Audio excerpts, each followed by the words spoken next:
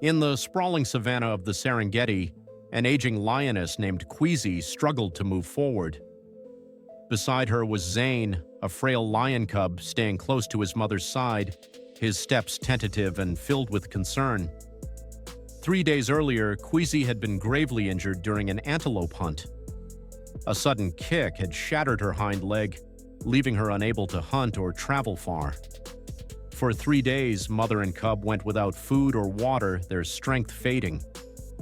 Yet Queasy pressed on, determined to guide her son toward any chance of survival. Despite her exhaustion, Zane remained steadfast, never straying from her side, his wide eyes flickering with fear and vigilance as he scanned the sky for passing birds. By late afternoon, the pair collapsed beside a dirt track cutting through the reserve. Queasy lay panting faintly, her wounded leg oozing blood, while Zane pressed his small head against her neck. Too weak to roar, they could only lie still, hoping for a miracle. The crimson sunset cast a quiet, heartbreaking scene across the vast wilderness. Elliot Parker, a Canadian wildlife photographer, was driving out of the Serengeti after a week of capturing the region's wildlife. He was reflecting on a group of lions he'd failed to photograph the previous day when he noticed an odd shape ahead. Slowing his vehicle, his headlights illuminated two large figures slumped by the roadside. At first, he mistook them for hyenas or a carcass, but something urged him to stop. Camera in hand, he stepped out cautiously, approaching with care. A few steps closer, he froze, realizing the figures were two living lions. The lioness was barely breathing, and the cub stared at him with unblinking eyes. Elliot's heart raced. He retreated slowly to his vehicle and grabbed his satellite phone, dialing the Serengeti Ranger Station with urgency. He described the animal's exact location and condition, pleading for immediate help. While waiting, Elliot kept watch over the lions, occasionally snapping photos to document the scene. He could see the lioness was critically weak, barely able to lift her head. Zane stayed vigilant by her side, occasionally growling softly at Elliot. The photographer's heart sank, knowing he was witnessing something rare and profound. 30 minutes later, headlights appeared in the distance as a ranger vehicle sped toward them, a beacon of hope in the fading light. The truck stopped and 3 rangers, accompanied by a veterinarian, stepped out with the medical gear. Elliot greeted them, shaking hands, and recounted everything he'd observed. The veterinarian approached Queasy, confirming she was exhausted and needed immediate sedation. 2 tranquilizer guns were loaded with precise doses for an adult lion and a cub. For safety, they fired simultaneously, one dart striking Queasy's shoulder, the other Zane's neck. The mother and son let out soft groans before slipping into sleep. Zane's head turned toward his mother as he collapsed.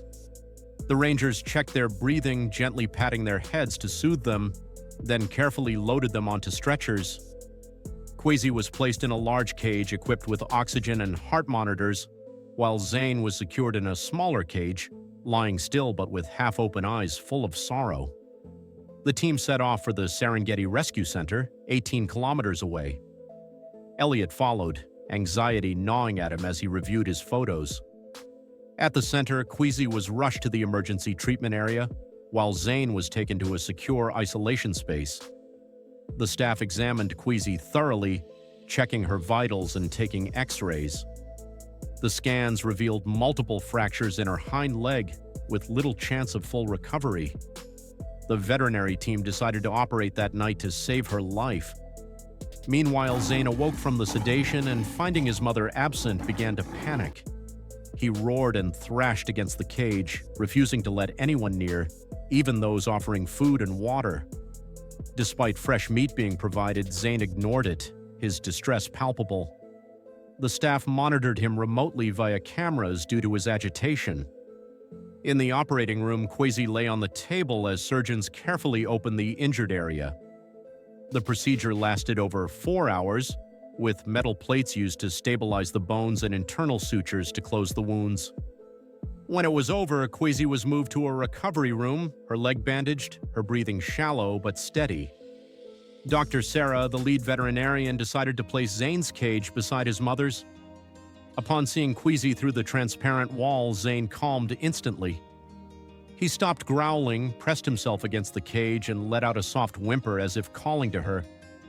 For the first time in days, he ate a small portion of meat when left alone. His calmness reassured the team, a testament to the unbreakable bond between mother and cub. The next day, Queasy stirred, her eyes scanning the room. She reacted faintly to Zane's cries, lifting her head to touch the cage wall, sensing her cub on the other side.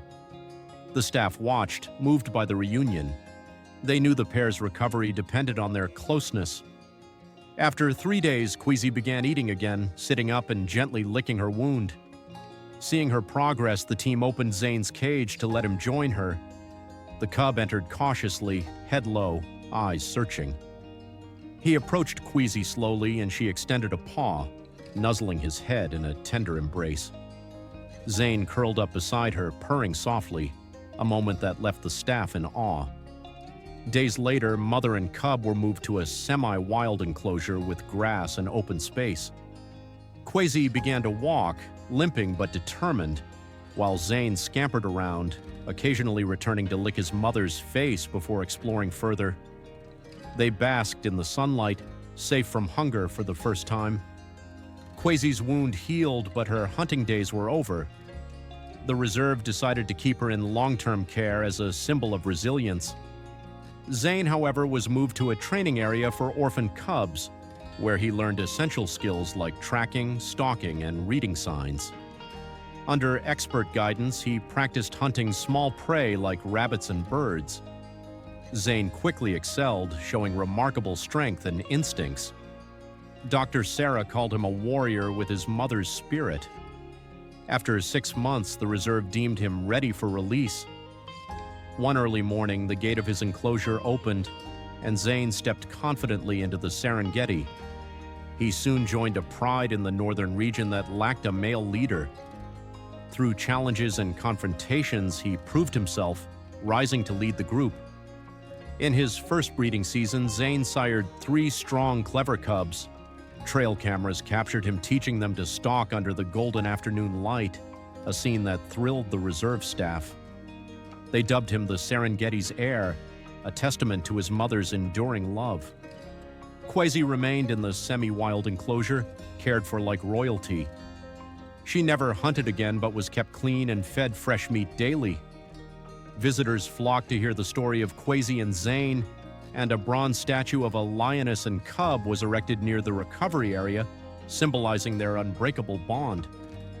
Their tale became a beacon of maternal love in the wild. Each evening, Zane's distant roars echoed across the plains, a tribute to the mother who gave him life and strength.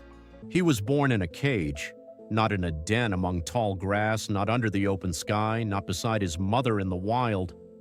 He was born surrounded by iron, cold, and darkness. His mother was used only for breeding. She wasn't free.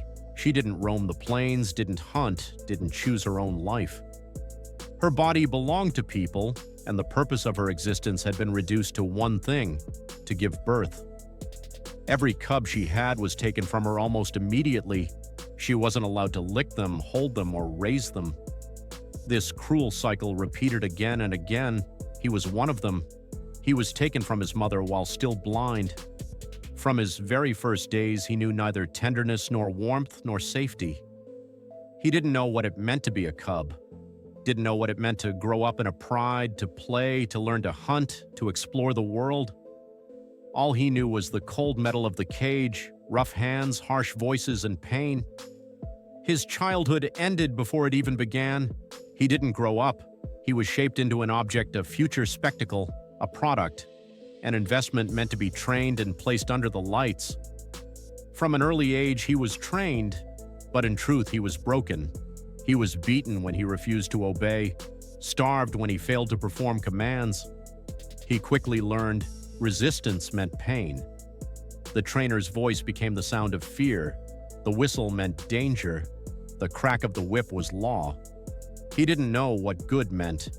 He only knew how to avoid punishment. He obeyed not for reward, but to survive. 7 years, 7 long years of life in a traveling cage with a concrete floor and constant relocation. A new city, a new show, new cheering crowds, but always the same cage, the same rusty bars, the same stench of fear and urine. He didn't know what grass smelled like, didn't know what wind sounded like. He had never felt a raindrop on his face. He had never run, never played.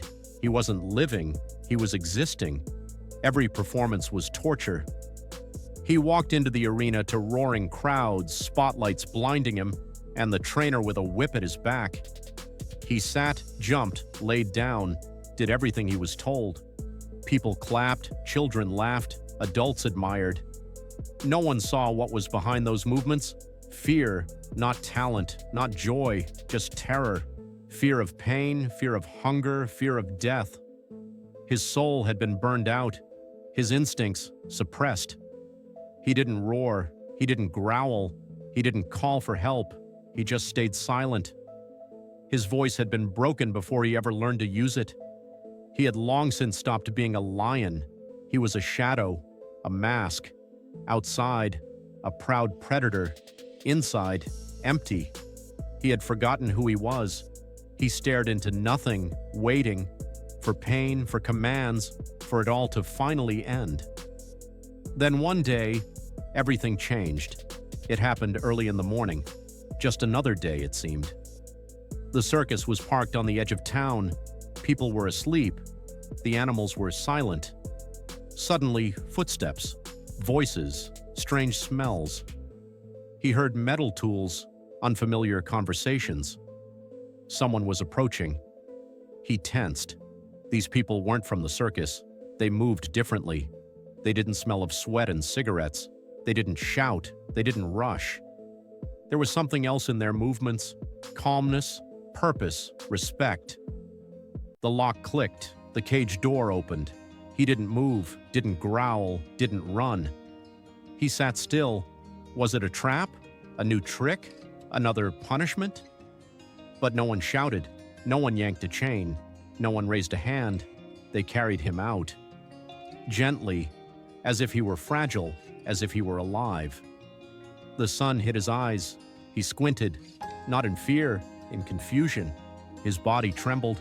He wasn't afraid. He just didn't understand. It was his first real sunlight, the first open sky, the first wind not trapped behind metal bars. The air was too clean, too real, almost overwhelming. They laid hay beneath his paws. He stared at it like it was a dream. Carefully, he placed one paw on it, then the second. He took one step, then another, and then he froze, a scent. He sniffed the air, something soft, warm, and alive. Grass. He had never smelled it before. He bent down, sniffed it again, licked it. Then he laid down, just laid there. Still, not from exhaustion, not from fear, but because he had no idea what to do with this world. He was free and didn't know what freedom was. It scared him, it blinded him, but it also called to him. He lay there looking at the sky, a real sky not painted on a circus tent, and he breathed. So began his new life. His name was Cairo.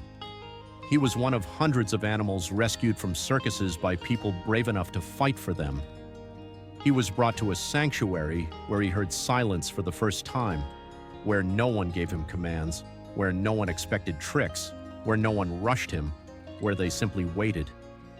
At first, he didn't trust anyone. He barely ate. He hid from the light. He still lived in a cage. Only now it was inside his mind. He couldn't believe the world could be any different. But they kept coming. Every day. No whips, no chains, just food, water, patience. He looked into their eyes and saw something he'd never known: kindness. He expected pain. Instead, he received silence. He expected blows. Instead, he was given care. Each day without cruelty was a small victory, each meal a sign of trust. Weeks passed. He began to eat. He stepped outside, first a step, then two, then 10. He started to smell trees, feel the earth, listen to birds. All of it felt strange, yet warm, alive. One day he roared, a real roar, deep, powerful, not from fear, from life. He remembered who he was. He was a lion. Today, Cairo lives in a vast enclosure. There are trees, wind, sunlight, shade. No one commands him. No one makes him perform. He sleeps when he wants. He walks. He listens to the rustling leaves. He lies in the grass and watches the sky. He is finally, simply alive. And every breath is a victory. Cairo's story isn't fiction. It's not a video. It's truth. While you read this, thousands of animals still live in cages. They are beaten. They are dragged from city to city. They are displayed for applause. They stay silent. But they remember, they feel, they suffer. Circuses with animals are not joy. They are not art. They are cruelty, hidden behind costumes and lights. We clap while they break inside. We laugh while they cry. But every rescue is a chance. Every saved heart is a step toward a kinder world. Cairo didn't have a voice, but now his story can speak for him. Share it. Refuse circuses with animals. Support those who rescue. Because while we remain silent, someone is still living in a cage, and someone like Cairo is waiting to breathe in the scent of grass for the first time in their life.